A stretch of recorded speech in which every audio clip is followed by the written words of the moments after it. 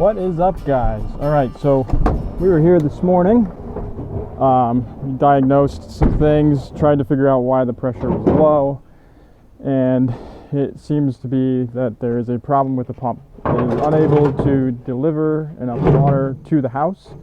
We had taken it apart in the house, so I'll put a little video of that whole process together, and then today we're going to be taking the easy up out and we'll get this pump pulled, see what's going on down there. I have a feeling that it's plugged up with iron. Let's see if I'm right.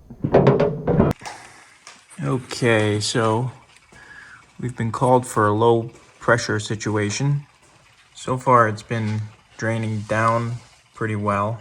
We'll see what the amperage does when the pump kicks on.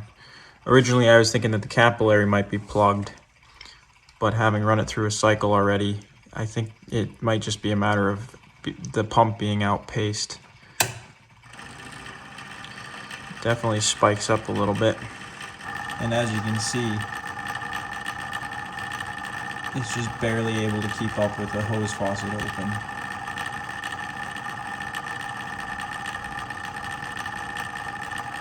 Actually, it almost looks like it's not able to. We're slowly losing the pressure. So if they're taking a shower for a while, the pump is having trouble keeping up with the water flow, and they're losing pressure because the pump can't deliver the water. We went out to the well, and the water was relatively high. The owner said it's about a 400-foot well, so all things considering, there should be plenty of water in the well based off of where the static level was. But we're not getting the delivery to the house here. So first thing that's kind of strange is we have a check valve here and then another check valve right here. I don't know why we have two right there, so I'm going to eliminate this check valve. I don't know if that's giving us extra resistance that the pump just can't overcome, but I'm going to do that first, see what's going on. I'm also going to check the air in the tank to see if that's at the right spot, and figure out why we're not getting the water delivered.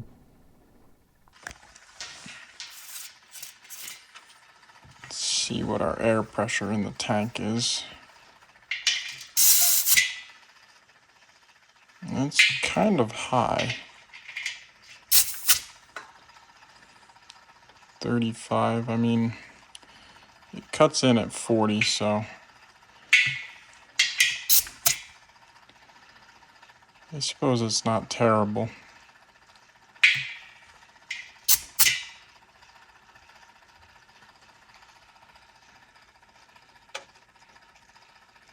It's at like 33. That's what it looks like whole, so yeah, we're at about 33 pounds.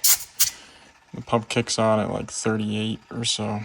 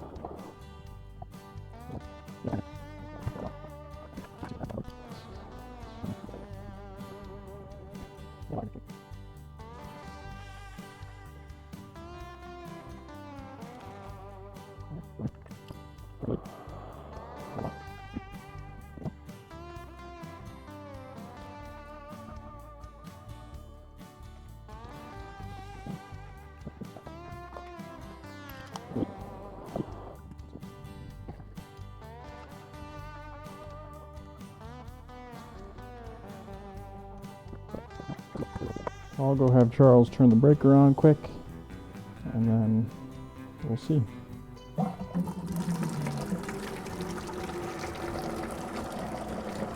I mean, that's not even a full pipe's worth of water. You want to shut that off? Starting to wonder if, with all that iron, if the screen on the pump isn't plugged up to some degree or another.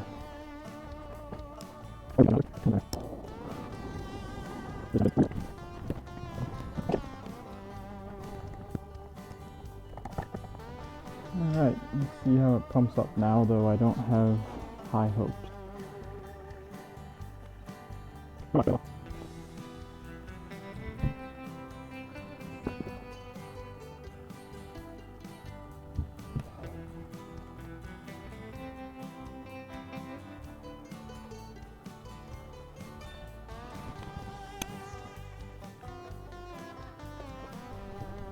Okay, that took a while. But I'm thinking it's down in the well, the screen on the, there's probably a screen on the pump, and that's probably all plugged up with iron and not allowing enough water to be pumped. Either that or the impellers on the pump are filled with iron and just can't move the water they used to.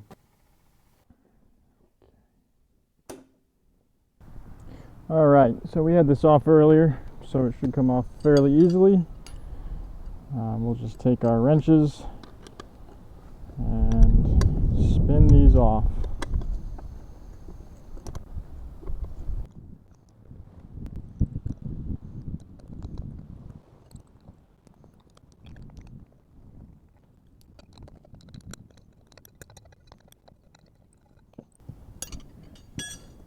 With those off, the cap should just come straight off.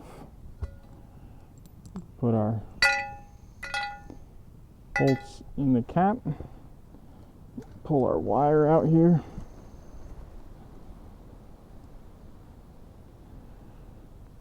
So we only actually have,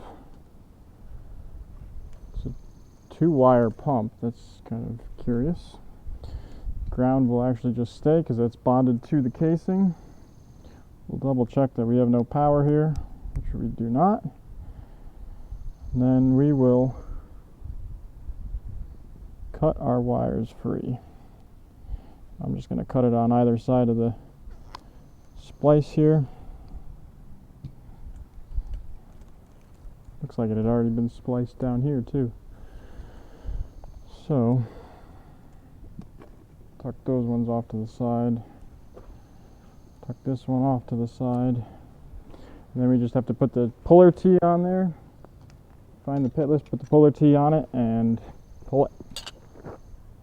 Alright, this is the puller T. It's just a 1-inch piece of black pipe with a T put on it. Some people will just use a single length of black pipe, but with the T, and if you drop it, it won't go down the well. It will at least catch on the casing. So that's why you want to use a T. So with that, we'll stick this down, find the pitless, attach it, pull it. There it is. That is the pitless. So we'll stick our T down there.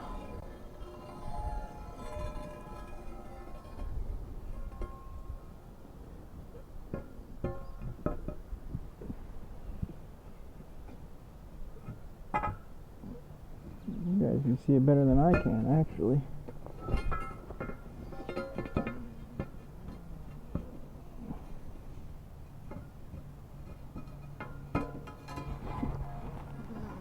Alright, let's see here.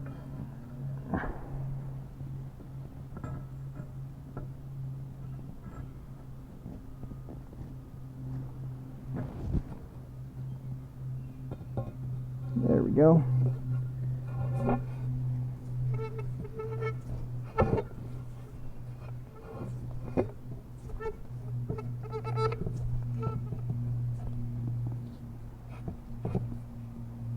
With the T in place, we'll move these things off to the side and get our puller ready to go. You want to grab an extension cord?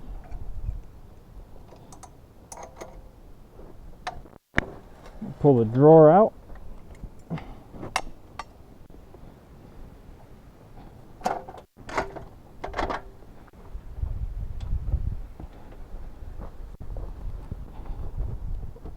Walk this over. Alright, that should be good enough.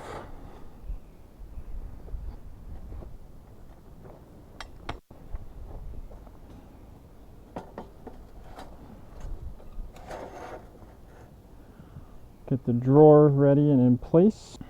Alright, so the way the drawer works on this is you have this handle here with a hook, and you have these pins. These pins will go into these holes here as the drawer slides in, and when you get it close, we're still a little bit off, but that hook will end up latching into this hole, and then you can pull this back and it will pull that drawer in and lock it in so that the pipe is pinched between all the tires. Okay, so we're all set to pull this. I will hop up on here if you want to get ready to put that drawer in. So you want me to do these things? Yep. Let me pull it first. Okay.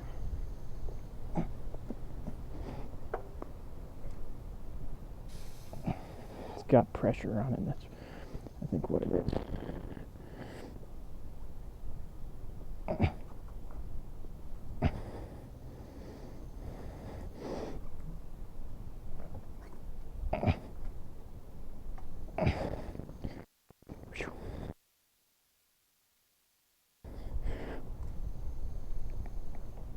Oh my. At least I think.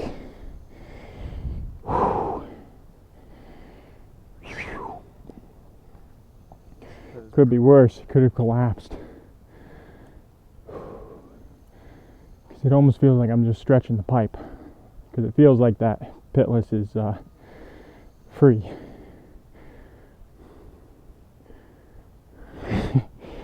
That'd be kind of a crummy situation. The last two wells that we've done have been stuck. All right.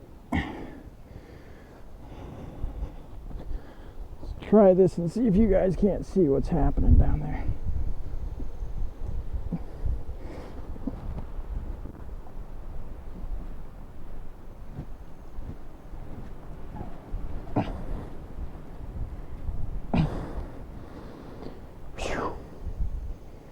It's pretty heavy in there. Okay guys, so that's kind of a bummer. We have it all ready to go, but it doesn't want to be pulled. I freed it up from the pitless. The tank tee I can move up and down just a little bit, maybe like an inch or so. Not enough to get it out of the pitless adapter, but enough to know that the pitless adapter is freed. And that's not what's causing us to be stuck.